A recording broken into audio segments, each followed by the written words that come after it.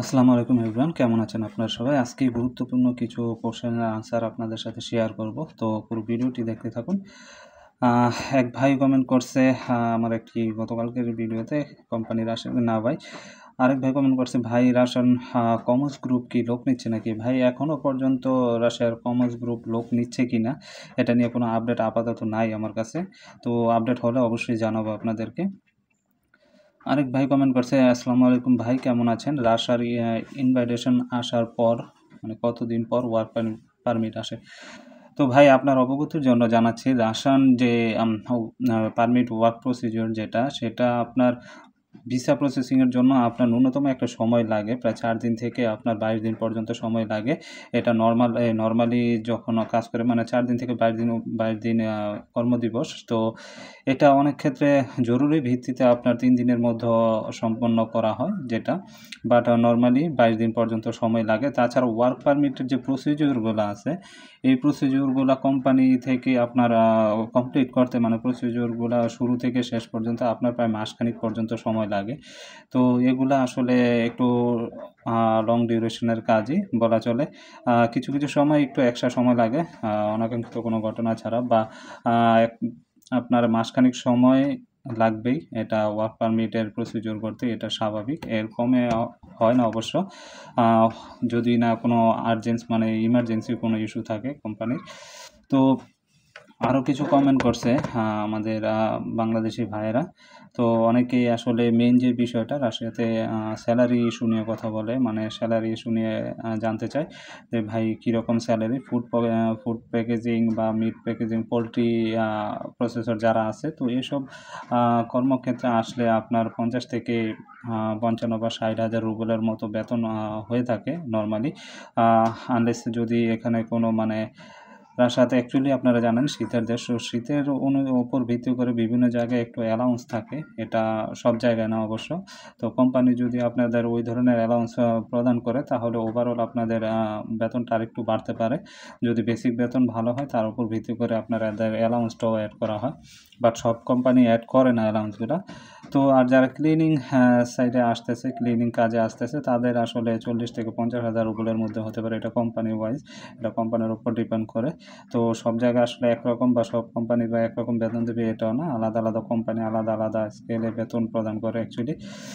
আর আরেকটা জিনিস মাথায় রাখতে হবে, আপনাদের ইনকাম ট্যাক্স 30% ইনকাম ট্যাক্স দিতে হয় রাশিয়াতে, এটা স্বাভাবিক, এটা সবার জন্য, সকল ফরেনারদের জন্য। বাট রাশিয়ানদের জন্য আপনার 13% ট্যাক্স রাশিয়ানদের জন্য।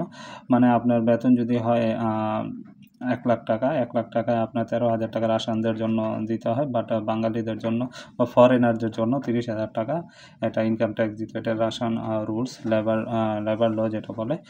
তো আরও কিছু ভাই কমেন্ট করছে। এক ভাই কমেন্ট করছে, ভাই আমি 6 মাস ধরে পাসপোর্ট জমা দিছি, রাশিয়ার জন্য কোনো খবর নাই। আসলে আগস্ট মাসে হবে পারমিট আসবে, এখন কি বলে লোক নেয় না, রাশিয়া একটু জানাবেন কিনা? তো ভাই এখন আগস্ট মাস, সেপ্টেম্বর বা যে মাসেই বলুক, দালাল আপনাদের কোম্পানি যদি কোনো লিগ্যাল কোনো কোম্পানিতে আপনি জমা দিয়ে থাকেন দালাল ছাড়া, বা জানি না আপনি কোনো সাব এজেন্সি বা কোনো এজেন্সির মাধ্যমে জমা দিয়েছেন, কারণ রাশিয়াতে লোক গেছে, মোটামুটি ভালো লোক গেছে এবং যাচ্ছে। তো ভালো কোম্পানি যদি আপনাদের ডাইরেক্টলি নেয় অবশ্যই পাবেন পারমিট। তো পারমিট প্রসিডিওর যদি শুরু করে সেটা 1 মাসের মধ্যেই কমপ্লিট হয়ে যায় অলমোস্ট, কোনো সমস্যা হয় না যদি কোনো কোম্পানি আপনাদের লিগ্যালভাবে সার্কুলার দিয়ে নেয়। আর দালালদের কথার কোনো বিশ্বাস নাই, 6 মাস, 12 মাস, 1 বছর, এটার কোনো বিশ্বাস নাই, ঠিক আছে? তো আমি অ্যাকচুয়ালি জানি না আপনি কার কাছে জমা দিয়েছেন। আর আরেক ভাই কমেন্ট করছে সেম, কমার্স গ্রুপের কি ভিসা হচ্ছে কিনা? ভাই কমার্স গ্রুপ সম্পর্কে এখনও কোনো আপডেট আমার কাছে আসে নাই, শিওর কোনো আপডেট পেলে আমি আপনাদেরকে জানাবো।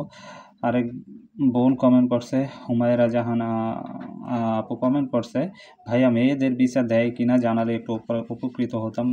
আপু আপনার উদ্দেশ্যে বলতেছি, মেয়েদের ভিসা বর্তমানে রাশিয়াতে অ্যাকচুয়ালি ওয়ার্ক ভিসায় মেয়েদের ভিসা দিচ্ছে না কোনো জায়গা, মানে কোনো কোম্পানি নিচ্ছে বলে আমার অবগতি, মানে আমার জানা নেই অ্যাকচুয়ালি।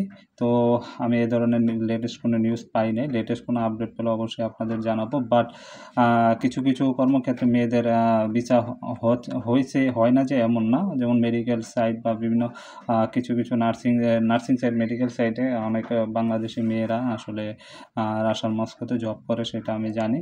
তো এসব ক্ষেত্রে কিছু কিছু সময় আপনাদের ভিসা হয়ে থাকে। তো খোঁজখবর রাখবেন যদি কেউ কোনো কোয়ালিফাইড নার্সিং বা কোনো ডক্টরি সাইডে যাদের পেশা, তারা একটু খবর রাখবেন অবশ্যই নতুন কোনো আপডেট।